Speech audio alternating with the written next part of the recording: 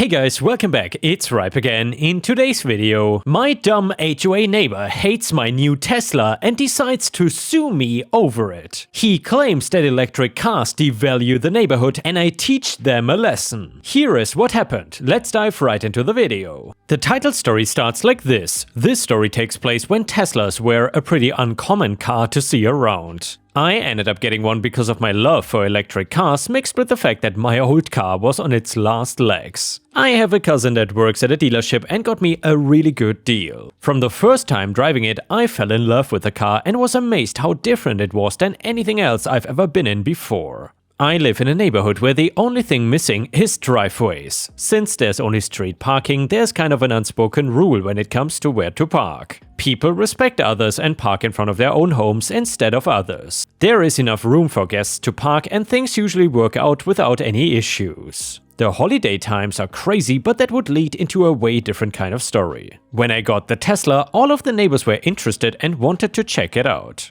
Almost all had never seen one up close and were excited. I did not mind and encouraged them to look at it and even sit inside to see how nice it was. I'm a big advocate for electric cars being the future, so while I wasn't telling anybody directly to get one, I was talking it up a lot. It kind of felt like you were that kid in school that got the newest technology first and everybody wanted to be your friend, and that feeling is kind of a rush. The bad thing is that while it got the attention of all the neighbors, it also got the attention of my HOA. They say if you have nothing nice to say, don't say it, so I won't be saying anything about my homeowner association. Well, just kidding. They are horrible and I don't know a single person in the neighborhood that likes them. They never actually solve issues or problems people bring to their attention, and instead they have their own agenda. My new car was clearly against that because it only took a couple of days before they started to contact me. Letters and phone calls about how my car goes against HOA bylaws and that I need to get rid of it right away. This made zero sense to me because it was just a car and they were acting like I had purchased a plane and parked it on the street.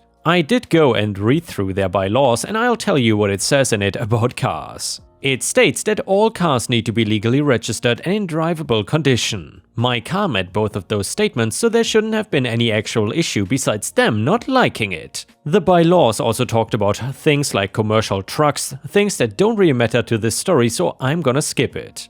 I contacted the HOA and told them that my car did not violate anything and would not be getting rid of it. I also would not be paying any of their bogus fines. Whoever I was talking to got angry and went on a rant about how the car was stupid and would cause the entire neighborhood to drop in value. That electric cars were ugly and wires would soon be running across all the streets. That people would think drug-dealing hippies lived there and not buy anything. It was the craziest phone call I ever had and still struggled to find any kind of reasoning behind her thoughts. Anyway, my fighting with the HOA continued as they didn't stop sending me fines and telling me to get rid of my car. I told them straight up that if they were so sure they were right about this, that they could go ahead and sue me. I wanted to just shut them up and make them leave me alone, but actually they were dumb enough to file a lawsuit against me. I knew this was gonna be fun for me and my friend who I hired to be my lawyer for the case. They must have had some kind of argument of why I could not have the car if nothing in the car section of the bylaws didn't allow it, right? Well, they did, and it was actually hilarious to me because of how serious they were. They claimed that my car was a threat to public safety because it was electric and did not run on gas. That if they allowed me to have one, they would need to allow it for anybody, and that meant more electricity consumption.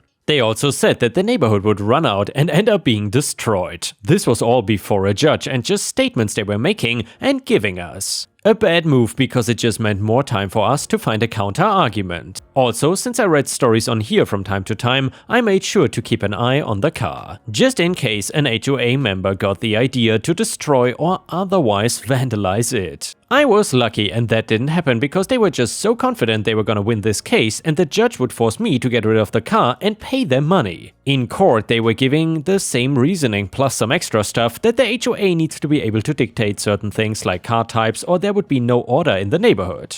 That my car was too new and charging it was dangerous. That an electrical overflow could cause houses to explode, yes, they really said that. We were just gonna let them keep talking and dig themselves further and further into a hole. Meanwhile, when it was finally our turn to present my side of things, it was extremely simple. I pointed out that the bylaws had no rules against electric cars, so I cannot be fined for it. It didn't matter what they thought about it or their fake concerns about electricity. The matter of fact was that my car was in full compliance with the HOA guidelines and that they could not fine me or force me to remove it. I even decided to humor the HOA by showing proof of how little electricity the car really takes to charge and how it is safe. They did not like that and wanted to make a counter-argument. Now they were claiming it was not in the bylaws because electric cars were new and not a concern when they were written. It would not matter anyway because they cannot get me in trouble for a rule that doesn't exist yet. And if they did make it, they cannot retroactively enforce it on me since I had the car already when it was allowed. They were grasping at straws and even the judge seemed to finally be tired of their crap. He ruled that they couldn't fine me for a rule that doesn't exist. I was well within the HOA laws to have my car and would not have to pay any of the fines. The HOA was mad and tried to ask about after they filed the new ruling about the cars. That was when the judge really laid into them and let them know they didn't have as much power as they thought. He told them that if they had a bylaw about electric cars being banned, it would never hold up. If a car is legal for a person to have, the HOA doesn't get some magic say if people are allowed to own it or not. Their faces looked like they got knocked down about 3 packs before looking pissed. Meanwhile, I was thrilled and enjoying every moment of them getting their asses handed to them by this judge. I still own that same Tesla and my HOA is still around and hates it. They have yet to be able to do anything about it, but I have made a difference. I started getting people more into the idea of electric cars and hybrids, and the HOA hates me for it. The more they get mad at me though, the happier I seem to get. And yeah, Ripe Stars, the lesson of these stories is always stand up against the bully you are facing, in this case the HOA, but basically it's pretty much always the HOA, know your rights and be prepared to fight for them. Honestly, especially here in Thailand, it seems to be the national sport to modify vehicles, especially pickups, to have as much dark black smoke coming out of them as possible. So therefore, I would not mind having a few more Teslas on the road. Anyway, the next one is titled Pro-Revenge Story. Background: this was back in the 90s. I'd recently been medically retired from the military and was attending college in Texas. My wife was working in her chosen field while I did my best to decide what I wanted to do with the rest of my life. Anyway, one day I left the campus going around the backside to avoid the traffic. I was heading over to pick my wife up for lunch and ended up sitting behind another car at a stop sign. The car in front of me was a brand new Chevy, one of their little sexy models, the actual trade name escapes me at the moment, in candy apple red, being driven by a fairly new blonde. Also a little sexy model whose name also slipped by me. I sat, an old sailor in an old pickup, just listening to the radio and thinking about lunch when the Chevy drove into the intersection and then stopped. I didn't think anything of it, so I hadn't done more than put my hand on the gear shift in preparation of pulling up, when suddenly, with a suitable squeal of tire, the Chevy shot back at me. I slapped the shift into reverse, but it was too late. The little Chevy smashed into the front of my truck, doing around 25 to 30 miles per hour. After a second, I cut my engine, got out of the cab, walked around to the front of my truck. The good news was that I could see that I wasn't going to have to worry about that loose belt squeal anymore. The bad news is that the front of my little pickup was pretty much totaled. The grill drove back into the radiator, water all over the pavement, headlights smashed. I bent down and noted that there seemed to be oil leaking as well. With a sigh of total incomprehension, I walked further up to the passenger door of the little red Chevy and its blonde driver. I was pissed but not enraged. I guess I was still trying to figure out exactly what had happened and why she had ended up stopping in mid-turn and put it in reverse like that. I looked through the tinted window and she was on the phone, talking agitatedly to someone. With all the cell phone silliness I had seen since leaving the military, seeing her yapping on one really didn't surprise me, although had I thought about it, I should have wondered who exactly she was calling.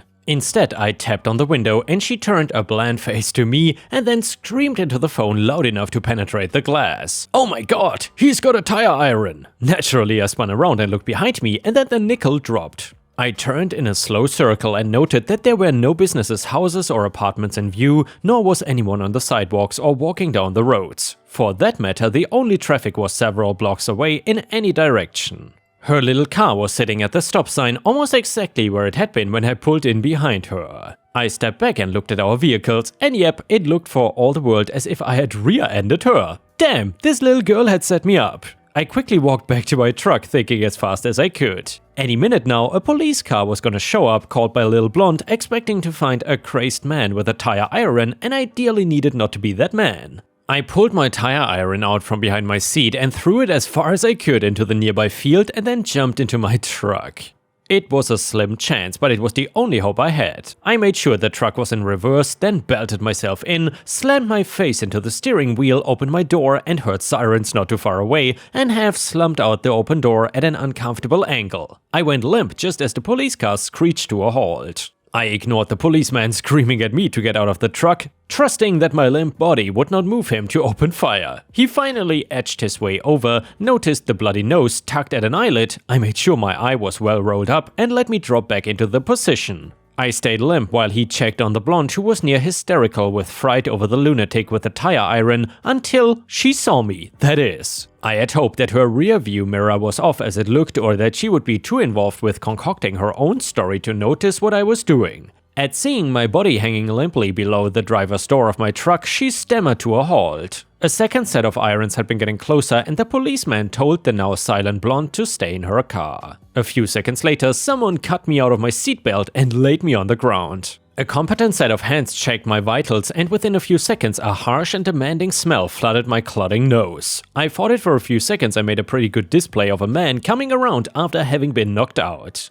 I immediately made to throw myself to the side and stopped, half being restrained and half staring wildly around to see what had happened. The medic sat back when I sat up, looking at the front end of my truck, and moaned, "What the hell did that idiot do to my truck?" He told me to lie back down and started asking me professional questions about where I hurt and could I feel my toes and all that crap. Every few seconds I would look back at the wreck and mutter about the idiot backing up like that and what the hell had he been smoking, little bits of angry stuff. The policeman, having gotten the blonde's statement, walked over and asked me if I felt up to talking. I said I felt fine, just a little sore. The medic okayed it and helped me to my feet. I gave the officer my license and proof of insurance and included my retired military ID, and then sat on my front seat and, as if I just noticed it, asked what happened to my seatbelt. He explained that I had to be cut out of it, and I shrugged. Just another item for his insurance company to pay for, I guess. What the hell was his story, officer? Why did he back up that way? The policeman looked sharply at me and asked me what I meant. I described exactly what happened, but concealing the fact that I knew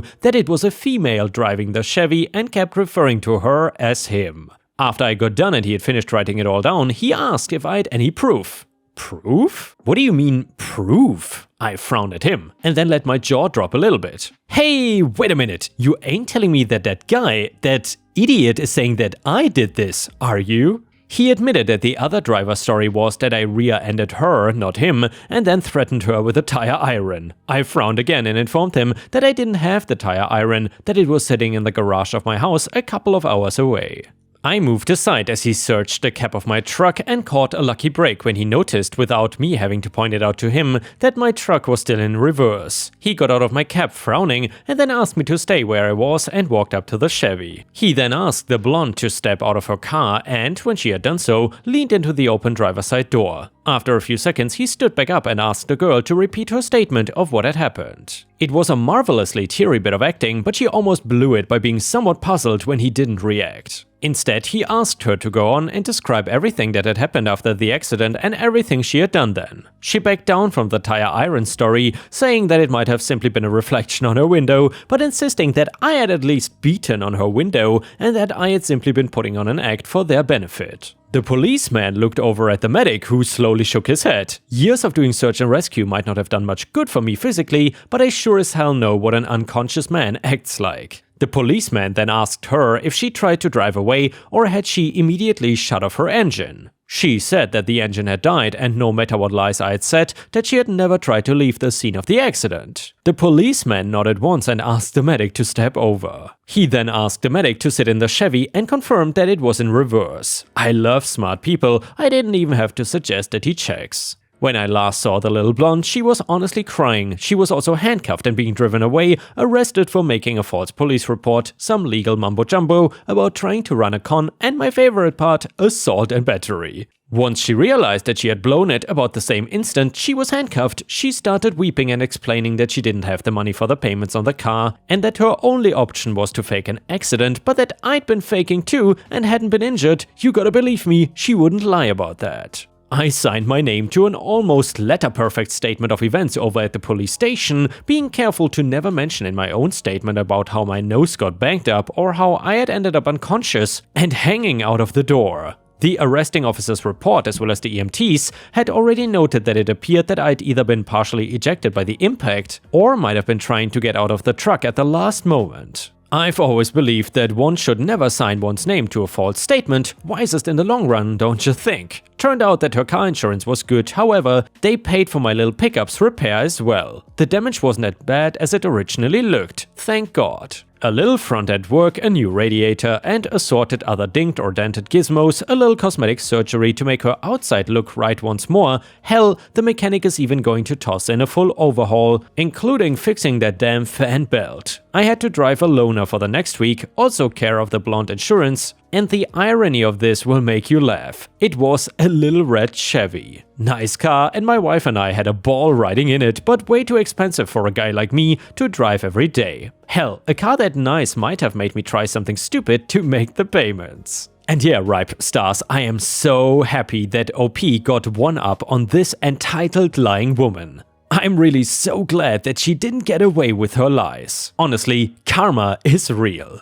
And now let's move on to the next story. It starts like this. I'm Slovenian, so my English is not that great. I hope you don't mind. The story I'm about to tell you takes place in a town in Slovenia. The town is pretty small, quiet and clean. The neighbors are amazing, very friendly and helpful, except for Karen. She always finds something she does not like, and she always finds reasons to fight with everyone. For the first time in a long time, a very sad thing happened in our town, which was a man died.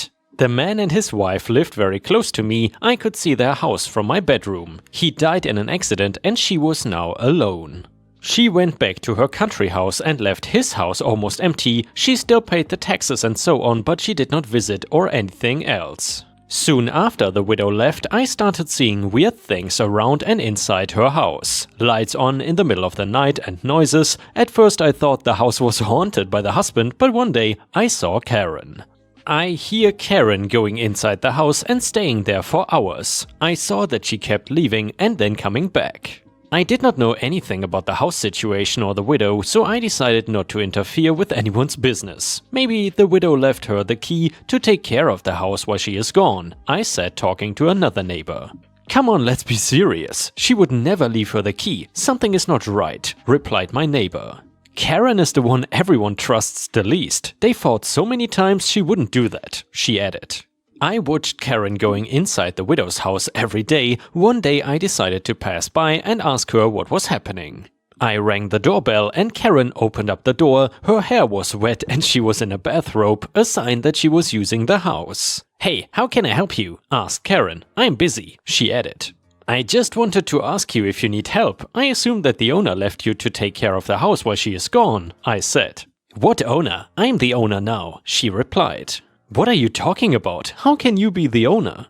Did she sell the house to you? I asked her. Come in, let me show you something, she said. She brought some documents with her name on them and handed them to me. She probably altered all the documents that were left in the house to show her name. I was not sure that the documents were photoshopped, but they looked like it. This is illegal. Breaking into someone's house, falsifying documents, I said. I did not falsify any documents. She gave me the house. I offered myself to take care of the house while she is gone and she gave it to me, replied Karen. Oh, I'm sorry, I didn't know that, I replied. I was trying to make sure you know how many crazy people are out there. Stay out of my business, she said, closing the door. I left and told my other neighbor what I just talked about with Karen. I was confused and I didn't know what to believe. I did not want to annoy anyone, but I didn't trust Karen. I told you something is wrong. She falsified the documents. We've got to get the owner's phone number from somewhere, said the neighbor. I will ask other neighbors too. Someone has to have her phone number, I replied.